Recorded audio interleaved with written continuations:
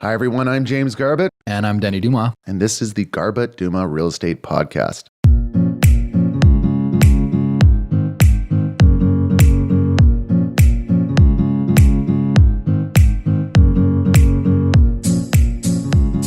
This is an idea from my client, so thank you very much, Nick. Nick is a podcast listener. Nick's a GD podcast fan. And I met with him last week, and he brought up, he works in the tech sector, and he was asking me about tech in real estate, and the answers made both of us laugh because it is a very archaic system. A lot of what we use is not the most efficient, is not the most user-friendly, and so we're going to share with you guys a bunch of the stuff that we like, that we use in tech, in our real estate world, and some of the stuff that absolutely can be improved on. I think the agents are going to appreciate this. Realtors out there are going to appreciate this. But let's start with our new friend, WebForms. So WebForms is a program that realtors use to draft contracts. There is a bunch of templates on there. We basically pick the documents that we need, fill in the blanks, and boom, we've got most of the documentation that we use for every transaction. Now, the real estate board, I guess, recently came out with an updated, I'll use air quotes for updated, version of WebForms that is hilariously bad.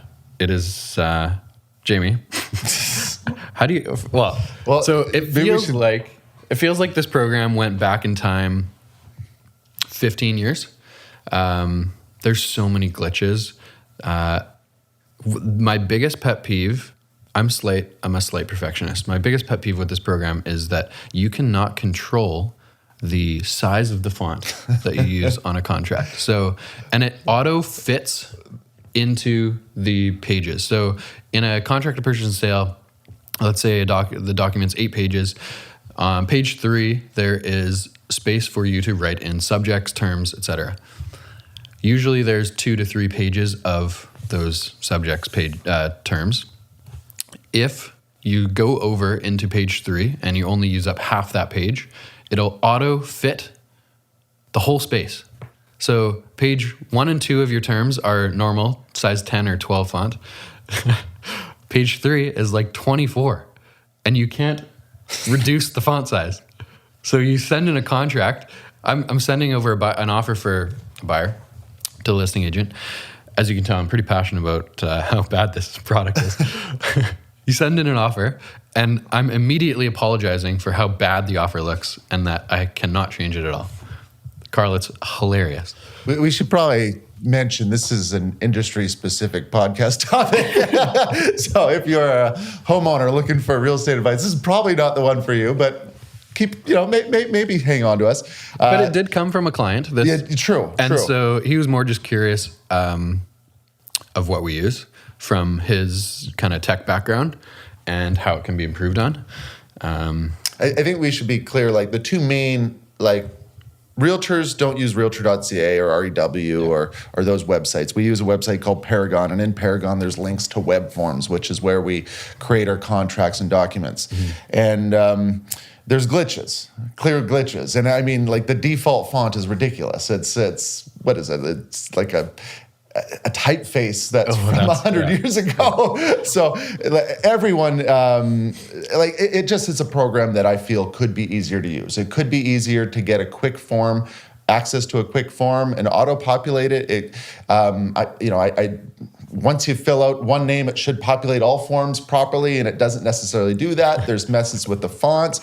It's more difficult to pull and search for, previous transaction kits. It seems like there's an easier way to achieve the same. Mm-hmm. And if you haven't experienced WebForms or use it, this is kind of going to sound maybe you're lost. We're losing you here. But for realtors that are using it, it felt like it went from an easier platform to a slightly more difficult one. I imagine the experts at WebForms might have something different to say. They might be in deep with it and know every functionality, and there might be some improvements. But as an end user, it has gotten more difficult. Yeah. And that's how we create contracts. And when you're creating contracts multiple times a week, it gets frustrating. So to me, as a user of this program, the idea is to make it user friendly, right? I don't need all the extra features. All I need is something to produce the contract quickly and that looks okay. That's all. So Choose a reasonable font. Yeah. Like default font. yeah. If someone is listening that worked on this program, I would love to have a conversation with them and to just kind of try to understand. But like bells and whistles behind the scenes of like extra features are not needed for a program like this. No. It's simply forms to fill out information for contracts. Exactly. You just want auto-populating forms that populate properly. So if you put in an MLS number, it should pull everything. Yes. If you put in the homeowner number or the homeowner name, it should apply to every form. Yes. And that does not happen. Does not happen. Also, the old web forms would auto-populate page numbers.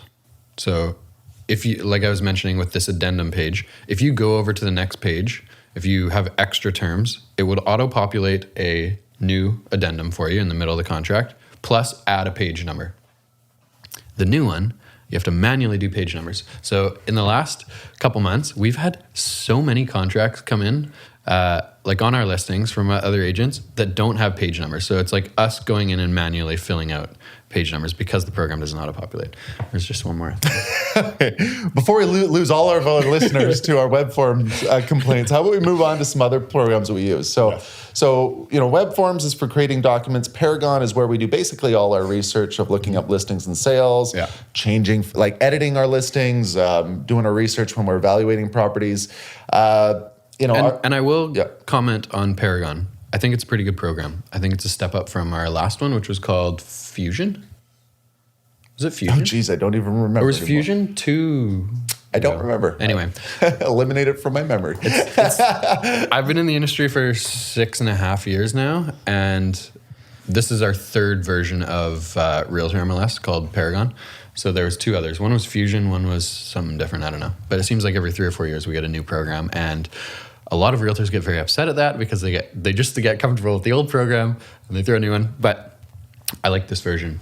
I'm a fan of Paragon. I think my only, and again, this is a real kind of industry-specific podcast topic. So, but one thing that I think realtors that have this program will understand is we use a program called PCS, Private Client Services, for setting up buyers on a search. Yeah. And I think I've been using this program for 8 years or something like that, or 6 years, or it's been a while. I think it's probably, I'm guessing, I'm going to take a wild stab and say it's been 8. And it hasn't changed since. And as far as I'm concerned, it is the best program of its kind out there. Yeah. And, I feel there are ways to set up a property search on Paragon, but it's not organizing it in the way that PCS does. Mm-hmm. There's not, a simple... It's just PCS is a simple program. Anyone that uses it, I think, would agree. Anyone that uses it would also probably agree that it could use a style update. But I feel that it's a redundant program that doesn't need to exist. Yeah. And I would love for Paragon to replace it. I just don't see that happening because I don't... it already has a search function and it's not as friendly. Yeah. The mobile view when you get a listing sent to you versus the desktop view gives you different information. Yeah. The mobile view doesn't give you the sale price the way that the desktop view is. So you question it. So there's a few little glitches, but I'd like to use less programs. And PCS, if you're listening, update the design. Paragon, if you're listening, make PCS redundant, obsolete. For clients out there, or for people that are not in the real estate industry, PCS is a program we use when buyers are looking for a specific type of product. We can set them up on a search so that they get emails sent to them of new listings in their criteria, and they can actually log into the program and see anything that's available in their criteria in the area that they're looking. The advantage of this program is that it gives you sale prices, like Jamie mentioned. It's pretty funny because every time we set someone up on this program, we explain that functionality-wise, it's great. Visually, it looks terrible. And we joke about it with clients when we set them up with searches, just saying you're going to get an email from us, you're going to click on this link, you're going to think you went back in time. But functionality-wise, it's the best thing we have to use right now. It is. And when I'm complaining about using two different programs, as a realtor, we use Paragon. So basically, if you're, checking in on your client's PCS, and we can see what listings they're looking at, which listings they put in their favorites. But if we're in the PCS program looking at the listings they love, we have to log into Paragon to look up the information we need, the floor plans, the attachments, the documents, the history, the tax reports, all those things that we do to research a property or even schedule a showing through TouchBase is through one program, but yet we have to use a separate program for search. It's just a redundancy, and there's two different entities behind these things. But really, it really comes down to PCS has been coasting on this platform for a long time and been collecting monthly or annual fees for it. Good for you. Good for you. Paragon, make it obsolete, make it obsolete and have it so really that you see all the results of a search on one page. I think that's one of the biggest challenges with Paragon. Maybe just quickly explain TouchBase too. I didn't have that one down, but that's a pretty useful system that helps us schedule showings. Yeah, I think just how do you set up appointment when you do a showing? And for any non-realtors listening, there's realtor remarks that the public doesn't see that instruct us how to do this. And the thing about TouchBase is a program where we message other realtors. So if you're on the receiving end, you are the listing that receives the TouchBase message. You can set up your TouchBase so it texts you, so that it emails you, so you get the message however you wish. And then the other realtor on the other end, it's just a simple format to set up a showing. There's not much to it. I think the only thing that's a little bit frustrating is that you can set up TouchBase to text a cell phone. You can set it up to email your email address, and it is the easiest program to set up an appointment. And I don't know, are there still realtors that are struggling to adopt TouchBase? Because I remember that was a frustration for a long time. Yeah, there are, yes. One of the most interesting things... You went a little red on that answer, didn't you? Yeah. It's interesting. I mean, it's a much more efficient system. We really like using it. There are...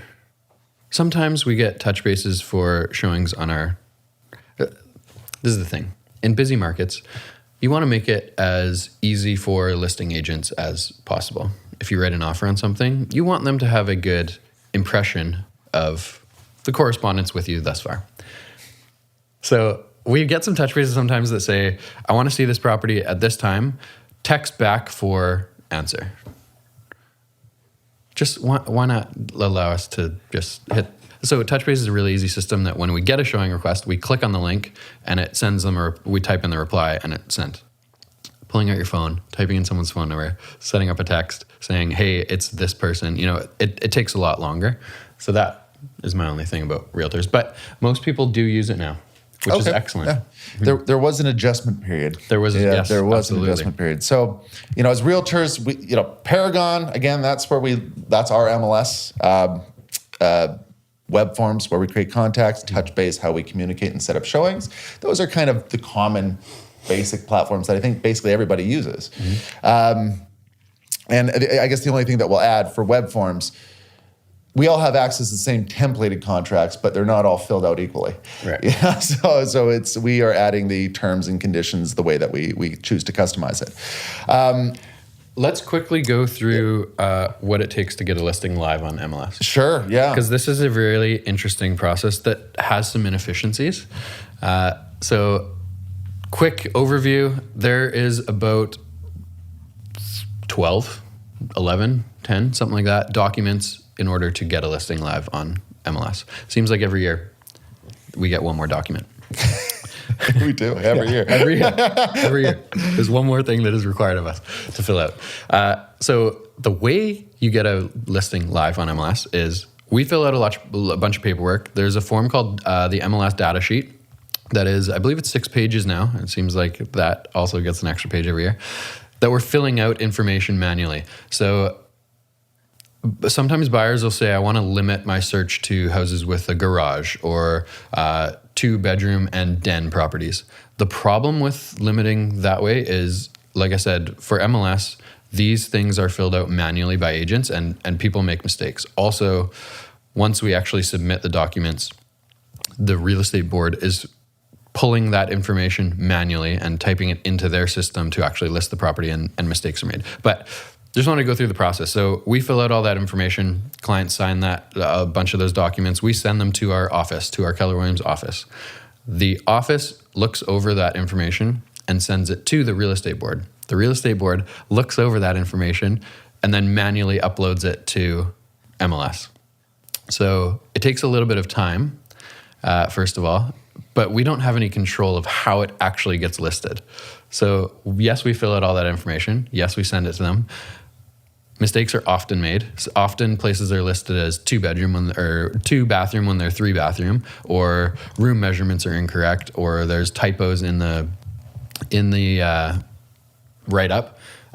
So after it's listed on MLS, we actually have to go back into the system, edit any typos or mistakes that were made, and upload photos. So there isn't a way to upload photos as it's listing. You have to actually go back and upload photos manually, which again is another 20 or 30 minutes. I think one simple thing for those that don't use this program to kind of visualize, we're submitting, they can be handwritten or they can be electronically filled out, but we're submitting PDF forms. And these PDF forms are reviewed, we go over them as realtors, our office goes over them, and then the real estate board goes over them. And when they're getting uploaded to MLS, it's clearly done by manual human data entry. Yeah. And so there's human error in this data entry. And then once the listing's live, we log into our Paragon MLS system to edit the listing. The frustration I think that comes into is, aside from the fact that we're submitting these forms that involve someone taking physical information and retyping it out, that's a redundant step that could be eliminated. And the fact that we edit the listing afterwards on Paragon means that we have control of that information the whole time. So in theory, these forms that we're submitting are really PDF documents, but it'd be great if it was a form that didn't have any in-between human entry, and the numbers that and the information that we input on that listing goes directly to the listing, so there's less errors. We have access to the information anyway. But human error. And I guess outside of this, how many times are you writing out a client's name when you're submitting a listing on these forms? Because I feel like you're writing it out like 8 times or something like that when you look at all the forms.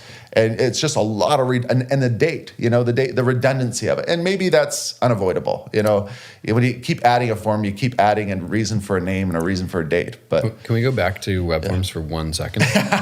Okay. You mentioned date. So there, like I said, honestly, there's probably 8 or 9 documents that are needed to submit a listing. And half of those, so there's a disclosure of representation in trade, there's a privacy notice. Those 2 specifically stand out in that you cannot type in the date. The program will not let you type in the date on web forms. So you have to download the document, send it to clients for signatures, and then add text boxes into the date sections to type in the dates. Which makes no sense. Thank you. Web forms getting a lot of love today, huh? Okay, so where do we end up? So we went through this, how we submit listings. Yep. I think it's important to note the public sites too, because we get a lot of feedback. Where do I look for listings online? Yeah. Where do I see it? Yeah. Or even just from clients who have listings go live, they are often looking at MLS.ca or Realtor.ca or one of those public sites that we don't have control over. And those sites just pull information from MLS. And sometimes, I'd say most of the time they're decent, but sometimes there are mistakes. Like something is listed as a 2-bathroom instead of 3-bathroom or something like that. And we can't edit those. They're privately owned websites. No, I imagine they pull from the MLS. So when we edit the MLS, they do, but there's sometimes mistakes in there. I'm not sure if there's a glitch in their algorithms that pull this stuff or what, but sometimes there is.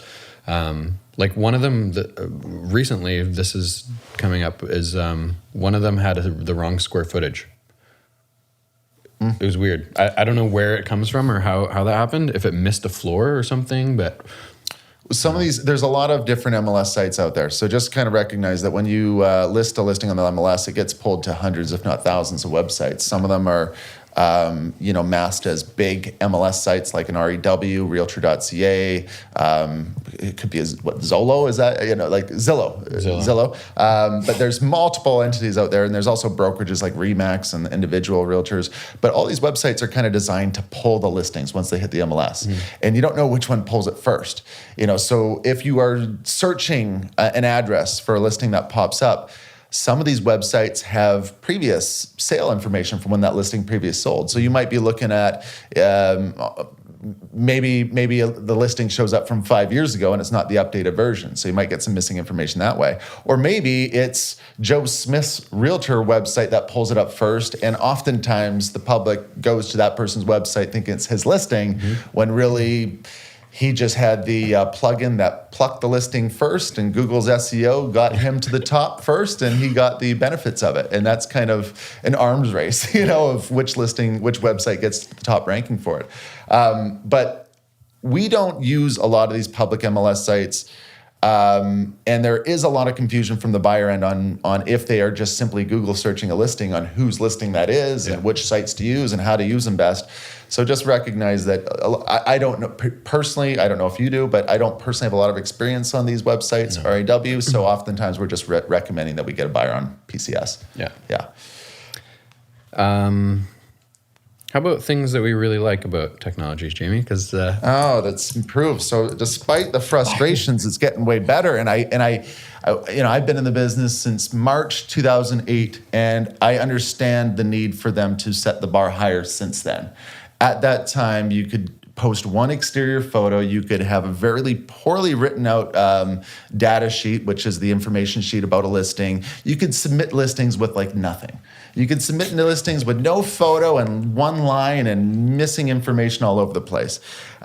So they made it a little more sticky. I remember when Fraser Valley Real Estate Board forced you to have one photo up when you submitted a listing as opposed to not, or forced you to fill in certain information. And it was like appalling that they would force you to have that information. So I think as like setting the bar, I think they've done a great job of stepping up the bar, especially now with being able to upload 40 photos. But we've come a long way. In say 12-ish years, we've gone from terrible photos for most places, a lot of realtors self-taking photos, a lot of it just being one exterior shot of poorly filled out information. And back then, when a client wanted to offer on a place, it was done in writing. And back then, electronic signatures didn't exist, and it was faxed. And fax machines are terrible. They are terrible, terrible, terrible things. They basically make the contract. The more you counter back and forth, the more illegible like you can't read the thing after a few faxes. So I can remember submitting contracts where I would say, here's the official accepted offer, but you can't read it. No one knows what it is. Here's it 3 versions back where it's slightly more legible. So you can see that it's the same because that smudge is that word. And then here's the original clear version of it. So I've had upwards of submitting it, like I've submitted a deal where it's been upwards of 3 versions submitted so that they could see the official accepted working backwards. I mean, you know, a lot of times today you'll just do a clear offer and re-sign it. But back then you didn't want to mess with the contract. That's how it landed sometimes. And the transition from going to fax to email was messy. And I can remember times where there was clear, better technology. You could email a PDF for years deep into emailing a PDF. Or the day that I could sign a contract on my iPad was a saving grace. Like, it was amazing. But there was years after fax technology was dead where there were still people that would want to fax you an offer or a counter offer. And that means that you get that phone line ringing in my apartment back then, and I'd let the fax machine start up and I'd see it come in. And it would be frustrating because it would just ruin contracts and it was just inefficient. Nowadays, electronic signature, people can sign it from anywhere on their phone. Back then, I would have to drive around town for every initial, every signature. So much wasted time. And fortunately, I only had a couple of years of that. But it was I can't believe that's how we did it. Was it not allowed? Was electronic signature? It didn't exist. It didn't exist yet. It didn't exist. Okay. And I think there probably was a period where it existed and it was not allowed. And I think it was more about signing on an iPad first before drop in initials here, drop in signature there, like a DocuSign. So everyone that is in this world but that hasn't experienced fax, just realize you are saving time every time you do a deal, and it's probably half the time that it used to be. I literally would spend my evenings driving around town. There is, Yeah. I mean, there's still some realtors out there that do still fax. No. Really? Really? Oh no, not fax. Sorry, no, not fax. Not fax. Sorry, they'll fill out contracts in writing though, and scan them, Yep. and email them. If you're doing this, that's fine. It's up to you. It's wasting some time, but that's okay. Can you please put them in one PDF? Like, there's been times where I've gotten contracts on listings, and it's 9 separate emails with 1 page per email. What not to do. If you're submitting a 10-page offer, don't send us 10 JPEG images of that offer because you can't merge it in one PDF. I mean, just kind of courtesy etiquette. Get familiar with an online PDF compressor. Yeah. They're free. That downsizes the document, and make sure you understand how to get a PDF into one form. You can merge PDFs. All this stuff is free. Literally, Google merge PDF. Google downsize PDF. Etiquette. Properly sized PDFs all in one proper document. All right, Denny, where do we go from here? I want to leave. Maybe let's wrap this one up with a tip. Okay. And I'm thinking of, you've been using social media for listings for 10 years, the better part of 10 years. Maybe just More. Some tips on how to make a listing stand out on social media and how to gain more exposures for your listings with new listings. Okay, so just to kind of recap, we've been complaining a little, a little frustration, a little venting about the systems we use. So let's end on a positive note about the technology. We live in a world where there's so many options on how you can show a property. It's just, I guess there's not really one dominant option, so you're kind of plastering them all over. So what we do is, the virtual tour link of old days where you just do a video and it's a virtual tour and it lives in the virtual tour link, and that's basically where it lives. Now it's changed, and it's changed in a way that virtual tour could be on YouTube, could be an IGTV story, could be on Facebook, it can be on so many different platforms. So I guess what we do nowadays is we use social media to get extra eyes on the listing, and they're just different audiences in different ways. And whether they work or not, we don't know until the outcome happens, but we can see the results of how many people see this content, and based on those results, it's worthwhile. So, a typical thing would be video, for example. This year, we've done a lot of video for the listings we take on, which I think is a growing trend and something we will continue to do, and it's a great way to show a property. But it lives in the virtual tour link, which I don't know if is the most prominent way that people access the videos nowadays, because it also lives on YouTube. We promote it on Instagram, Facebook. We do boosted ads with these video clips to the target demographic of where we think the buyers are, and that didn't exist before. So in today's world, if we take on, for example, we just listed a place up at University, up at SFU, top of Burnaby Mountain, beautiful 3-bedroom townhouse with a rooftop patio. That, if we didn't have social media for a product like that, a lot of people may not be aware of it because they're not necessarily looking in that neighborhood. But this is a great property that's unique that would catch eyes in an ad. So by doing a video of this property, by taking some great still photos, we have multiple ways that we can promote it. And there's a time for a video and there's a time for a still shot, and both of them can be very effective. So, just as an example, we have a house in New West at 721 5th. Yeah. We posted a still photo on social media and boosted it. So we always post, but this one particularly, we were surprised with the results of the boost. And boost means put money behind an ad. And if I remember it correctly, I think for the cost of $50, it got 40,000 views or insights. And I think I believe it was 225 clicks on a link as well. And that's a huge, for a still photo in today's world, that's a great, great return. That's a lot of people seeing your name for $50. That particular house, charming, very, very charming, incredible curb appeal. It is an exception. You post a Vancouver special or something ugly, it's not going to get that result. Facebook's going to drop it and the ad will be unsuccessful. But this particular one was this particular ad we got away with because we knew that the house worked well. And the fact is we do ads all the time. We post content all the time. And by doing it all the time, you get better at it. So I guess this long rant is basically saying that social media is a great tool for still photos and for videos to get extra eyes on listings that people may not see. Yeah. MLS is where the buyers are looking that are targeting that area. Social media is a great way to get the ones that may not see it or may not be glued to the MLS. Outside of that, I mean, Facebook, Instagram, YouTube. I think the virtual tour thing is what interests me because in this COVID world, we have... what do they call it? Live streaming open houses is like a thing. But yet there's no single platform that's universally accepted in our industry. Totally. So there's either an opportunity there or it will never be solved. And I don't know which one it's going to be.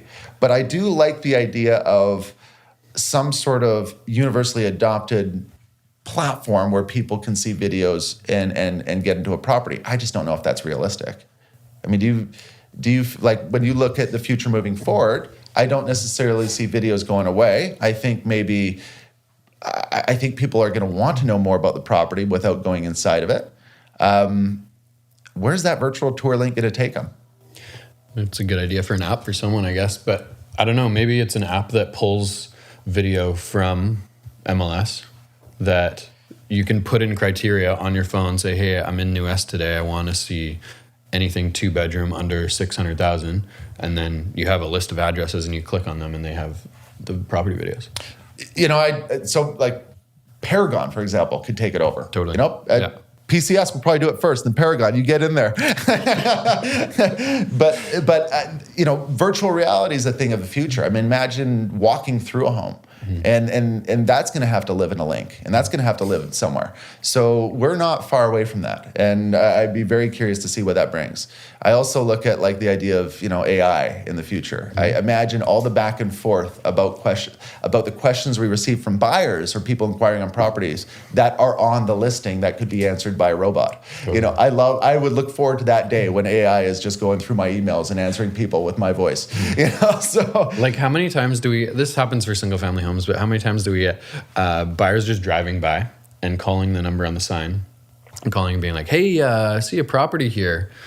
I'm like, okay, whereabouts is it? Or what's the address? He's like, I don't know, somewhere in New West. I'm like, okay, well, I kind of need the address to give you any information. So then whatever, we'll come to the idea that it is this house. And then they'll ask what the price is, how big it is. But all that information could easily be, I don't know, from a link on a sign or from a QR code or something like that. It absolutely could be. And a lot of the times the questions we're asking are readily available, right? So aside from a buyer calling off a sign, that's an easy solvable problem where if you had a QR code, you get access to everything. Or if you just Google the address, you'd get access to everything. Yeah. Having a buyer virtually walk through a property and having AI answer its questions, how many bedrooms does this have? That's pretty cool. It's really the factual stuff that's readily available. That would be great to make it really easy for buyers to get that information, technology or not. But it's going to be some time before we get there. I think so. All right. So anyway, to sum it up, use social media. Based on how long PCS has been around, it's probably going to be a while before we get there. Yeah. Well, Denny, I don't know how this episode's going to sound when we re-listen to it, but I think we should probably leave it at that. Hey, it's realistic. It's honest. There we go. Thanks, Carl.